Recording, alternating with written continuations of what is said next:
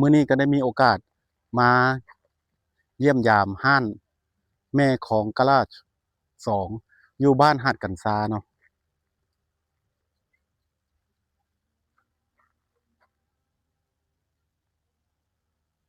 ห้านแม่ของกะลา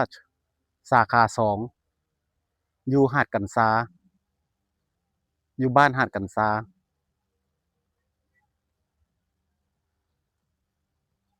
เฮามาติดตามเบิ่งบรรยากาศนำกันเขาเจ้าสร้างใหม่มันสิเป็นประมาณนี้เนาะ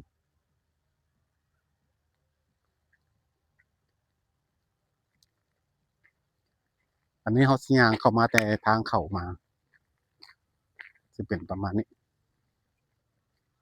มาเบิ่งบรรยากาศว่าสิเป็นแบบใด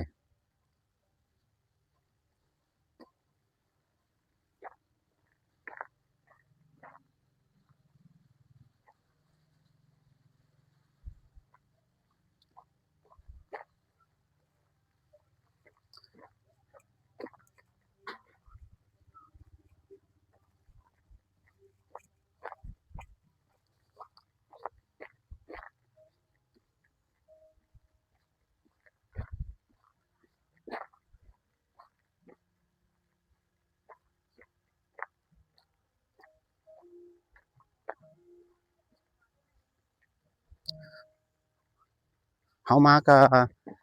4โมงแลงแล้วตอนนี้ตะเวนกำลังสิตกดิน4โมงครึ่ง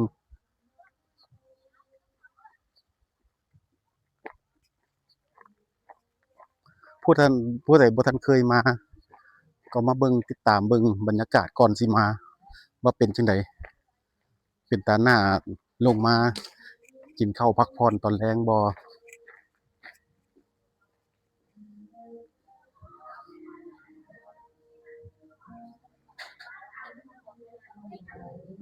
อันนี้เป็นอันนั้นห้องแอร์เนาะผู้ใดอยากนั่งห้องแอร์ก็มาก็เข้านั่งผู้ใดอยากอยู่ทางนอกชมธรรมชาติ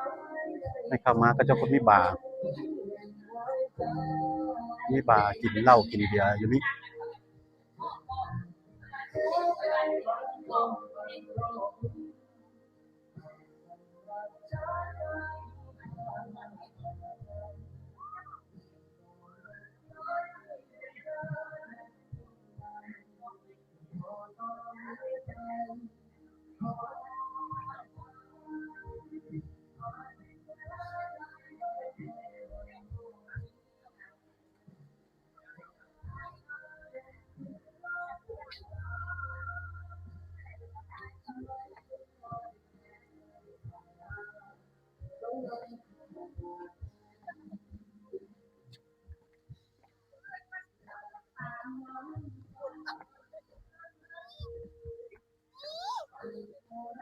เขาเจ้าก็มีบ่อนให้เด็กน้อยเล่นเนาะ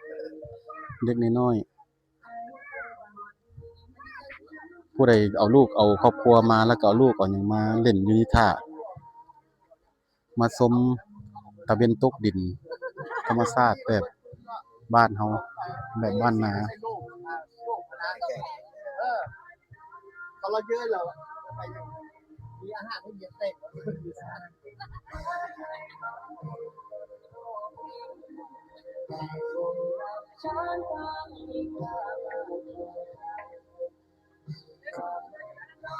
บรรยากาศแบบธรรมชาติแล้วก็น้ำตอนนี้ก็บ่ทันได้ขึ้นหลายเป็นหาดลงไปใกล้ๆมัน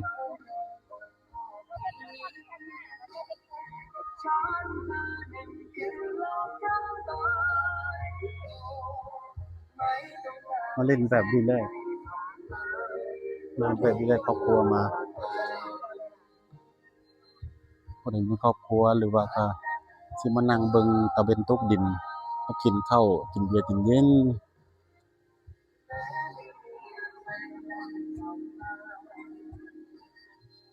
Hi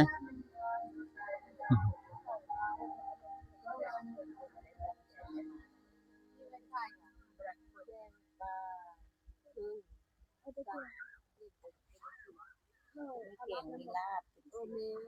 จะช่วยหน่อยเขาเขาโถ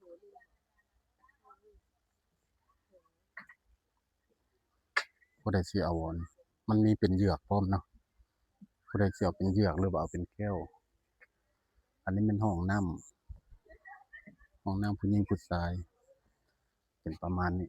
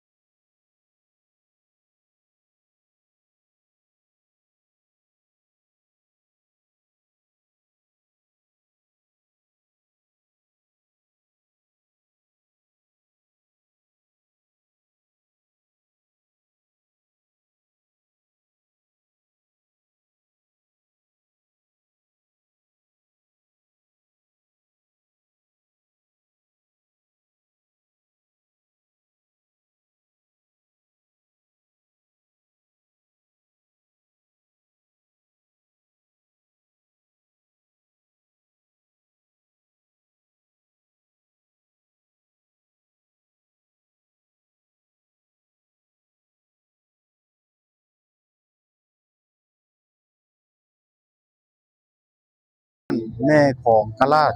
2สาขา2แม่ของกราชสาขา2ผู้ใดอยากเอาครอบครัวมาเบิ่งกินข้าวชิวๆตะเวนตกดินฟังเพลงเย็นๆก็ให้มาอยู่หาดกันซาเด้อหาดกันซาบ้านห้อม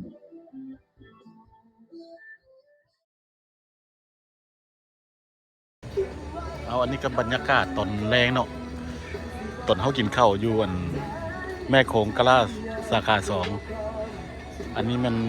หลังจากตะเป็นตกดินแล้วเฮาก็สั่งข้าวมากินของกินกับเฮาสั่งกับประมาณนี้ว่าซี่โครงหมูแกงปลาครึ่งแล้วก็ก้อยปลาครึ่งตำบักแตง เด่นตัวตำหมักแดง แล้วก็ผักบ้ง คั่วผักบ้งคอหมู ลูกสิ้นเด้ง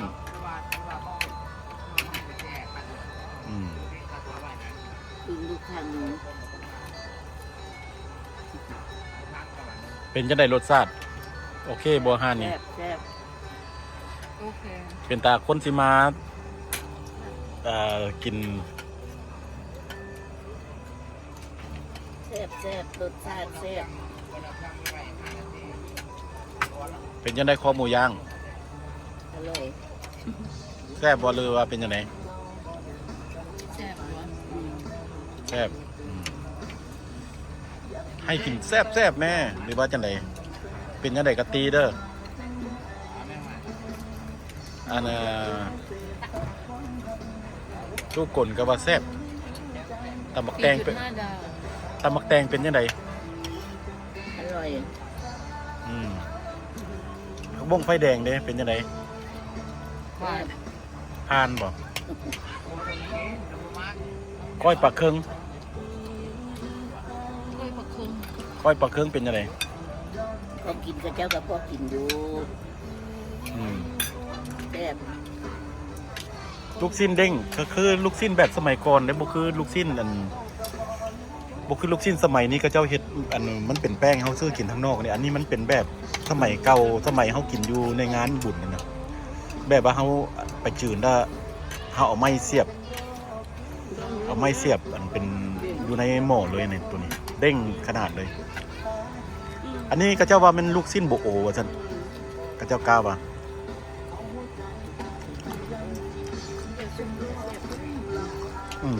มีแต่แนวแซ่บ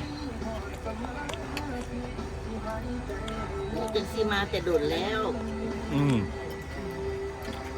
มันว่าพี่น้องผู้ใดอยากมาเอาลูกเอาหลานมา หัดกันซาเด้อ เอาครอบ ซาเด้อ เอาครอบเอาครัวมาหาดกันซาเด้อหาดกันซาบ้านหอมแค่แม่น้ำของอยู่ทั้งทาเลยล่ะ ดินเอาซ้ายขึ้น ใกล้บนกระเจ้าเอาดินเอาซาขึ้น ให้สืบหาว่า ซาว่าจะ ซ้าย แม่ของกะลาสาขาสองแม่ของกะลาสาขาสองก็ประมาณนี้เนาะกดไลค์กดซับสไครต์ให้เด้อทันมักจะได้เบิ่งวิดีโอใหม่อีกต่อไปขอบใจเป็นจะได้รสชาติ